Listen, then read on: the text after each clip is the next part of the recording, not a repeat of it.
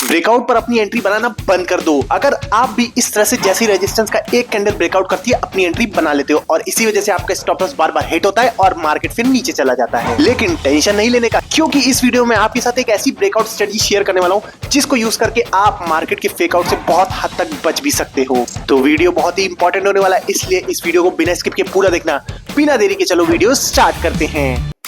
अब दोस्तों आप देख सकते हो मैंने आपके सामने चार्ट लगा दिया है, ठीक है। यहाँ पे आपको देखो कितना परफेक्ट एक रेजिस्टेंस दिख रहा है जो मैंने ड्रॉ कर रखा है, और यहाँ पे देखो एक ग्रीन कैंडल, एक बड़ी बुलिश ग्रीन कैंडल ने यहाँ पे ब्रेकआउट देके क्लोजिंग दी है। अब सबसे पहले जो आप गलती करते हो वो इस कैंडल के क्लोजिंग पे ही अपनी एंट्री यहाँ पे बना लेते हो कुछ इस तरीके से। यहाँ पे आप लॉन्ग पोजीशन मतलब यहाँ पे खींच देते हो कुछ इस तरीके से क्लोजिंग में, और अपना एसएल जस्ट यहाँ लगाते हो, ठीक है।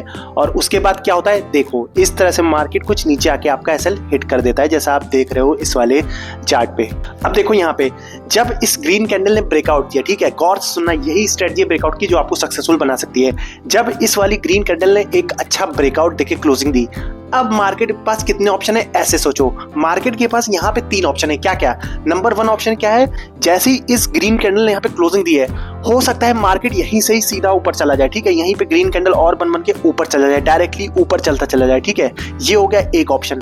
दूसरा ऑप्शन क्या है मार्केट के पास, मार्केट पहले यहाँ पे हल्का फुल्का, यहाँ देखो कैंडल क्लोज दिए, हल्का सा और ऊपर चला जाए, और उसके बाद क्या करेगा मार्केट, फिर से जो ये रेजिस्टेंस था जो अब सपोर्ट का काम करेगा, ठीक है, इस रेजिस्टेंस या सपोर्ट को अब फिर से टेस्ट करे, मतलब रीटेस्ट करना है, ठीक है। यहां तक रीटेस्ट करेगा और फिर उसके बाद ऊपर जाए। ये दूसरा ऑप्शन है मार्केट का।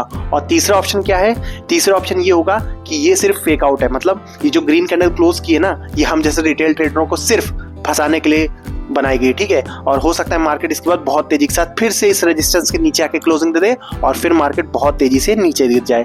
यही 3 ऑप्शंस हैं मार्केट जो कर सकता है यहाँ पे, ठीक है। अब देखो ऐसा होता है ना, जब भी मार्केट किसी रेजिस्टेंस या सपोर्ट का ब्रेकआउट देता है, जैसे यहाँ पे स्क्रीन कैंडल ने दिया है, तो 10 में से 7 बार क्या होता है ना, ये फेक आउट होता है सिर्फ रिटेलर को ट्रैप करने के लिए। मतलब मार्केट क्या करती है, 10 में से 7 बार ब्रेकआउट देके फिर से नीचे चली जाती है, ठीक है। लेकिन ऐसा तो है नहीं कि आप ब्रेकआउट का ट्रेड ही ना लो, सिर्फ फेक आउट के इंतजार में बैठे रहो, ठीक है। हो सकता है वो 10 में से 3 बार में मार्केट ऊपर जा रही हो तो आपके हाथ से वो मूव मिस हो जाए, ठीक है। तो अब मैं वही स्ट्रेटजी बता रहा हूँ जिससे आपका ब्रेकआउट भी ना छूटे और अगर फेक आउट हो तो वो भी ना छूटे, ठीक है।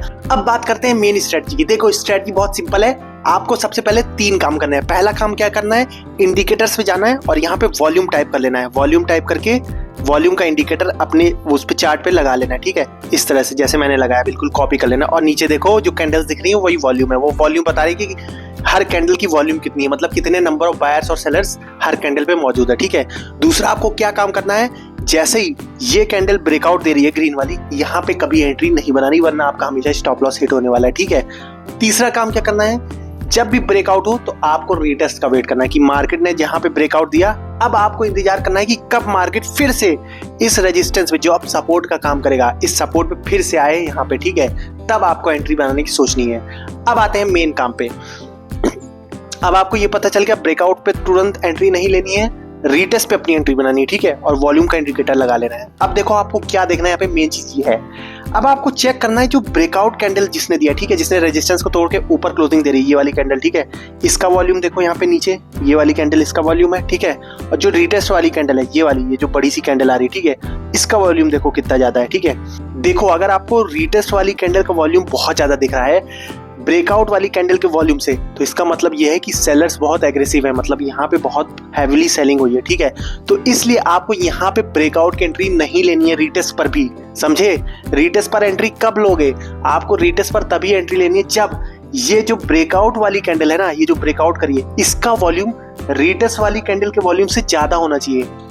मतलब यहाँ पे ये जो कैंडल बनी है नीचे वॉल्यूम वाली, ये ब्रेकआउट वाली बड़ी होनी चाहिए, ठीक है। अगर रीटेस्ट वाली बड़ी वॉल्यूम की कैंडल बनी हुई है तो वहां पे आपको ब्रेकआउट का ट्रेड नहीं लेना है। ये एक आपके लिए इंडिकेशन है कि ये फेक आउट है। समझ में आ गई होगी अब तो बात, ठीक है। तो आपको क्या करना है, यहाँ पे रीटेस्ट पे एंट्री ब्रेकआउट की नहीं लेनी है। अगर आपको दिखता है कि ये जो रीटेस्ट वाली कैंडल है इसका वॉल्यूम ज्यादा है, ठीक है, ब्रेकआउट वाली कैंडल के वॉल्यूम से, अब आपको क्या करना है, अब देखो आप एक तरफ से बच गए, यहाँ पे 99% चांसेस होते हैं कि ये फेक आउट होने वाला है अगर इस तरह से वॉल्यूम ज्यादा आ रहा है, ठीक है। तो यहाँ पे एक काम हो सकता है कि आप यहाँ पे एंट्री लेने से बच जाते हैं और आपका स्टॉप लॉस हिट होने से बच सकता था, ठीक है। यहाँ पे अब देखो, यहाँ पे आप अगर वॉल्यूम इंडिकेटर देखते तो यहाँ पे फेक आउट से बच जाते। जैसे देखो यहाँ पे बड़ी सी रेड कैंडल बनी है, ठीक है, तो यहाँ पे फेक आउट हो गया। तो यहाँ पे आपके पास एक अच्छा चांस होता है कि आप यहाँ पे एक सेल साइड की पोजीशन बना सकते थे। जैसे ही मार्केट इस रेजिस्टेंस के नीचे क्लोज होती, यहाँ पे आप अपनी सेल साइड की एंट्री बनाते और नीचे जहाँ भी पहला रजिस्टर सपोर्ट होता वहां तक एंट्री बना सकते थे और एसएल अपना जस्ट इस वाले फेक आउट के ऊपर रख सकते थे, ठीक है। तो इस तरह से आप क्या कर सकते हो, ब्रेकआउट का ट्रेड भी ले सकते हो। अगर आपको यहाँ पे ब्रेकआउट कैंडल जो यहाँ पे बनी है, अगर इसका वॉल्यूम रिटेस्ट वाली कैंडल से ज्यादा दिखता है तो यहाँ पे आप ऊपर का ट्रेड ले रहे होते, ठीक है। क्योंकि यहाँ पे देखो वॉल्यूम किसका ज्यादा है, रिटेस्ट वाली कैंडल का, इसलिए आप यहाँ पे ब्रेकआउट का ट्रेड ना लेके फेक आउट वाला मतलब सेल साइड की एंट्री बना सकते थे। अब देखो एक और एग्जांपल देखते हैं जहां पे रियल ब्रेकआउट हो रहा है, ठीक है। वहां पे देखो ये स्ट्रेटजी काम करती कि नहीं। यहाँ देखो, यहाँ पे मार्केट रेजिस्टेंस ले रहा था, ठीक है, जैसा आपको दिख रहा है, और यहाँ पे देखो मार्केट ने ब्रेकआउट किया, रिटेस्ट किया और ऊपर गया, ठीक है। तो यहाँ देखते हैं स्ट्रेटजी काम करती है कि नहीं। यहाँ पे आपको सबसे पहले क्या करना है, एक वॉल्यूम इंडिकेटर जैसे यहाँ पे लगा रखा है वो लगा लेना है, ठीक है। अब यहाँ पे मैं जूम कर देता हूँ। अब देखो सबसे पहला काम वॉल्यूम इंडिकेटर लगा लो। दूसरा काम आपको क्या करना है, ये जो ब्रेकआउट कैंडल इतनी बड़ी बनी है, क्लोज भी की है, यहाँ पे एंट्री कभी नहीं लेनी है। आपको क्या करना है, रिटेस्ट का वेट करना है, रिटेस्ट का। यहाँ पे देखो मार्केट ये वाली कैंडल पे रिटेस्ट कर रही है, ठीक है। अब रिटेस्ट पे भी तुरंत एंट्री नहीं बना ली, हो सकता है मार्केट नीचे ही चला जाए। आपको यहाँ पे वॉल्यूम चेक करना है रिटेस्ट कैंडल का और ब्रेकआउट कैंडल का। अब देखो यहाँ पे ब्रेकआउट वाली कैंडल का वॉल्यूम क्या है, इसको थोड़ा सा और जूम इन करते हैं ताकि आपको और साफ दिखे। अब देखो यहाँ पे हम लोग ये देख रहे हैं, ठीक है। अब देखो ब्रेकआउट वाली कैंडल कौन सी है, ये वाली, इसका वॉल्यूम ये रहा, ठीक है। और रिटेस्ट वाली कैंडल ये है, इसका वॉल्यूम ये रहा, ठीक। तो यहाँ पे क्लियरली हमें दिख रहा है वॉल्यूम किसका ज्यादा है, वॉल्यूम ज्यादा है ब्रेकआउट वाली कैंडल का, जैसा आप देख सकते हो, ठीक है। वॉल्यूम ब्रेकआउट वाली कैंडल का ज्यादा है तो ये हमें डायरेक्ट करता है यहाँ पे फेक आउट का चांस कम है, ब्रेकआउट होने का चांस ज्यादा है। तो आपको यहाँ पे ब्रेकआउट के लिए ट्रेड लेने की कोशिश करना चाहिए, ठीक है। तो यहाँ पे आपको बाय साइड की एंट्री प्लान कर सकते थे क्योंकि यहाँ पे वॉल्यूम ब्रेकआउट कैंडल का ज्यादा दिख रहा है हमें। तो यहाँ पे आप बहुत बढ़िया एक लॉन्ग साइड की पोजीशन प्लान कर सकते थे कुछ इस तरह से। जब यहाँ पे रिटेस्ट हो गया और अगर आपको वॉल्यूम ज्यादा दिख रहा है ब्रेकआउट वाली कैंडल का, तो यहाँ पे कुछ इस तरह से आप प्लान कर सकते थे। स्टॉप लॉस जस्ट इस लेवल के नीचे लगाते, ठीक है, और इस तरह से लॉन्ग साइड की एक पोजीशन बना सकते थे। तो दोस्तों आई होप अब आपको ये वाली स्ट्रेटजी बिल्कुल क्लियर हो गई होगी कि आपको ब्रेकआउट का ट्रेड कब लेना चाहिए और ब्रेकआउट का ट्रेड कब नहीं लेना चाहिए, ठीक है। ये चीज आपको इस वीडियो से क्लियर हो चुकी होगी। तो दोस्तों अगर आप अभी भी प्राइस एक्शन के बेसिस पर ट्रेड लेते हो और आपका एसएल हिट होता है तो ये वाली स्ट्रेटजी वाली वीडियो जरूर देख लेना। और अभी तक सपोर्ट और रेजिस्टेंस ड्रॉ ही नहीं करना था तो भाई ये वाली वीडियो देख लो जल्दी से जाके। और अगर ये वीडियो अच्छी लगी हो तो लाइक जरूर कर देना, चैनल को सब्सक्राइब कर देना। मिलता है नेक्स्ट वीडियो में, तब तक के लिए जय हिंद।